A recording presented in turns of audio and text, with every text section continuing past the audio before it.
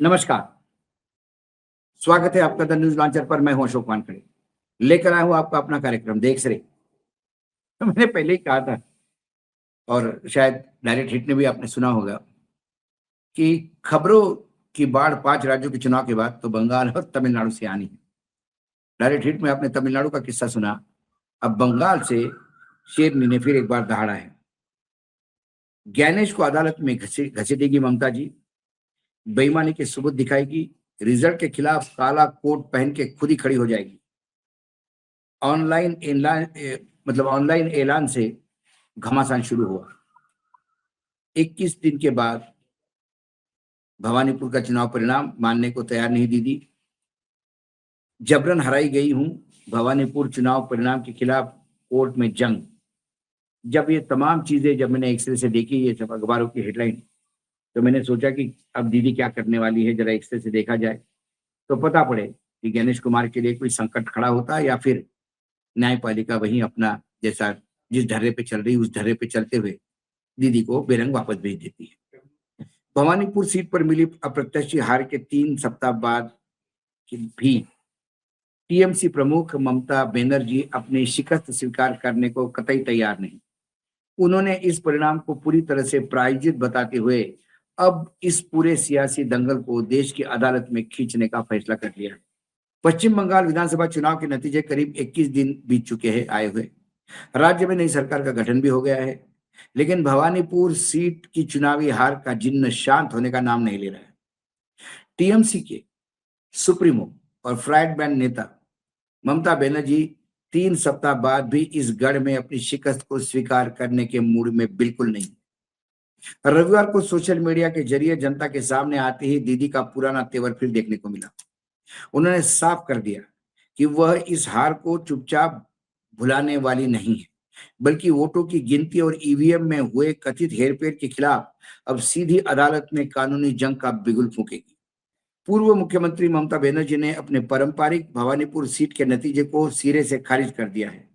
चुनाव परिणाम आए 21 दिन का लंबा समय बीत चुका है, लेकिन दीदी का मानना है कि उन्हें चुनावी मैदान में जनता ने नहीं, बल्कि एक सोची समझी प्रशासनिक साजिश ने हराया है। ममता बनर्जी ने स्पष्ट कर दिया कि वह अपनी पारंपरिक भवानीपुर सीट के चुनावी नतीजों को आसानी से छोड़ने को तैयार नहीं है।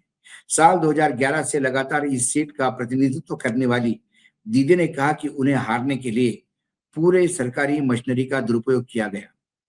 उन्होंने साफ शब्दों में कहा कि वह बहुत जल्द इस पूरे मामले और वोट की गिनती में हुई हेरफेर को लेकर देश की न्यायपालिका का दरवाजा खटखटाएंगे, ताकि लोकतंत्र के साथ हुआ यह खिलवाड़ सबके सामने आ जाए। ममता बनर्जी ने पश्चिम बंगाल में भाजपा की पहली सरकार बनाने वाले मुख्यमंत्री शुवेंदु अधिकारी पर बेहद तीखा हमला बोल दिया। उन्होंने आरोप लगाया कि भवानीपुर में कोई निष्पक्ष चुनाव नहीं हुआ, बल्कि उन्हें सोची समझी रणनीति के तहत जबरन हराया गया। दीदी ने सीधे शुवेंदु अधिकारी के चुनौती देते हुए कहा, अगर आपके भीतर जरा भी सच्चाई और हिम्मत बची है तो सामने आइए, हम अदालत में इस पे बात करेंगे। जनता का वोट हमारा था, लेकिन नतीजों को जबरन बदल दिया गया। अपनी बात को आगे बढ़ाते हुए ममता बनर्जी ने चुनाव में इस्तेमाल हुई ईवीएम मशीन पर भी बड़ा सवाल खड़ा कर दिया। उन्होंने कहा कि वह सिर्फ कोर्ट नहीं जा रही है, बल्कि अदालत से मांग करेगी कि भवानीपुर सीट पर इस्तेमाल की हुई सभी ईवीएम मशीनों का फॉरेंसिक टेस्ट किया जाए। उन्होंने कहा कि मशीनें के साथ जो छेड़छाड़ की गई है वह फॉरेंसिक जांच में पूरी तरह से बेनकाब हो जाएगी और भाजपा का असली चेहरा देश के सामने आ जाएगा। ममता बनर्जी ने निशाने पर सिर्फ राज्य के नेता ही नहीं, बल्कि केंद्रीय चुनाव आयोग भी रहा है। उन्होंने आरोप लगाया कि भवानीपुर में जो भी रैगिंग और चुनावी धांधली हुई, उसका पूरा ताना बाना सीधे चुनाव आयोग के दिल्ली स्थित केंद्रीय कार्यालय से बुना गया था। दीदी ने आरोप लगाया कि दिल्ली के बड़े अफसर और भाजपा के रणनीतिकारों ने मिलकर स्थानीय स्तर पर नतीजों को प्रभावित किया, जिससे वह अदालत में सबूतों के साथ साबित करेगी। वोट की गिनती के दिन का जिक्र करते हुए टीएमसी प्रमुख ने कहा कि उनके पोलिंग और अकाउंटिंग एजेंट के साथ मतगणना केंद्र के भीतर बेहद बुरा बर्ताव किया गया। उन्होंने दावा किया कि टीएमसी के कई एजेंटों को तो काउंटिंग रूम में बैठने तक नहीं दिया गया, उन्हें जबरन बाहर निकाला गया। ममता बनर्जी के मुताबिक जब उनके अपने लोग वहां मौजूद नहीं थे, तब बंद कमरों में वोट के आंकड़े के साथ जमकर खिलवाड़ किया गया है। ममता बनर्जी ने सुरक्षा व्यवस्था पर गंभीर उंगली उठाई। उन्होंने फेसबुक लाइव में कहा कि चुनाव में काउंटिंग के दौरान जो लोग सीआरपीएफ की वर्दी पहनकर सुरक्षा का जिम्मा संभाले हुए थे, उनमें से कई लोग असल में सुरक्षा कर्मी थे ही नहीं।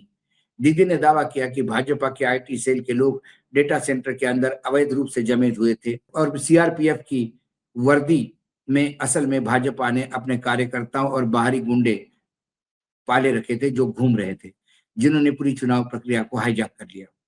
अपनी इस सियासी और कानून लड़ाई को राष्ट्रीय स्तर पर ले जाने का संकेत देते हुए ममता बनर्जी ने विपक्ष को एकजुटता पर जोर दिया। उन्होंने कहा कि देश में चल रही इस तानाशाही के खिलाफ वह चुप नहीं बैठेंगे। दीदी ने ऐलान किया कि आगामी जून महीने में विपक्षी दलों के इंडिया ब्लॉक के एक बेहद अहम बैठक होने जा रही है। इस बैठक में सभी सहयोगी दल एक साथ बैठेंगे और भाजपा की इस मनमानी तथा सरकारी तंत्र के दुरुपयोग के खिलाफ एक साझा और बेहद आक्रामक राष्ट्रीय रणनीति तय करेंगे।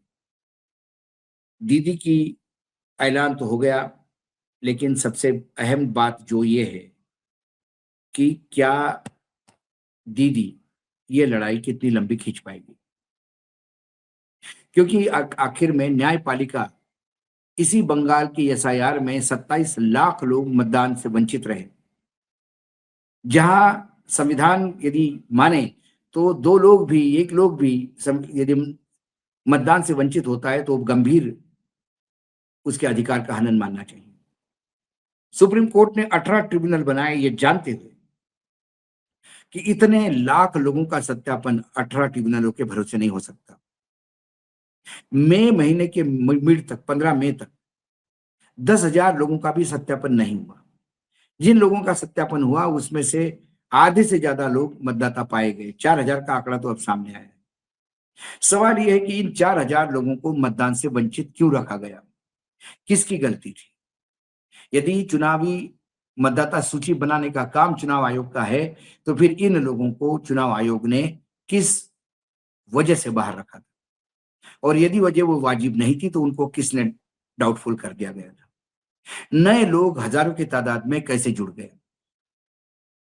ये जो नया टूलकिट चुनाव जीतने का यूज हो रहा है, उस पे क्या न्यायपालिका की मुख सम्मति है? सवाल ये है, क्योंकि कई जगह ये देखने में आया कि जब न्यायपालिका को एक्ट करना होता है, न्यायपालिका ने बोल तो दिया था, अपनी प्रारंभिक टिप्पणी में ये भी कह दिया था कि यदि जिन लोगों को आपने डिफॉल्टर बताया है, यदि वो मतदान के योग्य पाए गए तो फिर क्या होगा?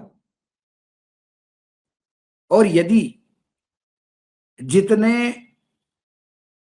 मतदान के अंतर से जीत हुई है किसी उम्मीदवार की, उससे ज्यादा का अंतर यदि ड्रॉप किए गए लोगों का होगा तो फिर क्या किया जाएगा? और ऐसा कई जगह पाया गया है। ममता बनर्जी का दावा है कि 100 से 125 सीट जो है वो वाकई उनकी जीती हुई थी। किसी भी हालत में टीएमसी 230 का आंकड़ा पार करती, लेकिन 125 सीट पे यदि ऐसा घालमेल हुआ, एसआईआर से लेकर गिनती तक। इसी के पहले अभिषेक बनर्जी ने ये बात कही थी कि हमको सिर्फ, मैं 100 विधानसभा क्षेत्र का नाम देता हूं, वहां का मतगणना का सीसीटीवी फुटेज दिखवा दीजिए हमें। यदि वो सही पाए गए तो हम हार स्वीकार करेंगे, लेकिन चुनाव आयोग इस पे भी बोलने को तैयार नहीं। ममता ने आरोप लगाया कि उनको खुद पीटा गया। चुनाव आयोग ने कहा ऐसा नहीं हुआ, लेकिन सीसीटीवी फुटेज दिखाने से मना कर दिया। चुनाव आयोग किस बात को छुपा रहा है ये समझ में नहीं आता, क्योंकि जो ये छुपाने का काम किया, जो ये चुनाव कंडक्ट कर रहे थे, वो अब मुख्य सचिव बनाए गए हैं। जो ऑब्जर्वर मेन बनाए गए थे एसआईआर में, वो अब एडवाइजर नियुक्त किए गए हैं। क्या इन लोगों को अच्छी सेवा करने के लिए बीजेपी सरकार ने इस ओहदे पे बिठाया है? कई सवाल लोगों के मन में है। दीदी यदि प्रूफ की बात कर रही है तो कोर्ट में और क्या क्या सामने आएगा पता नहीं। क्या ज्ञानेश कुमार संकट में आ सकता है?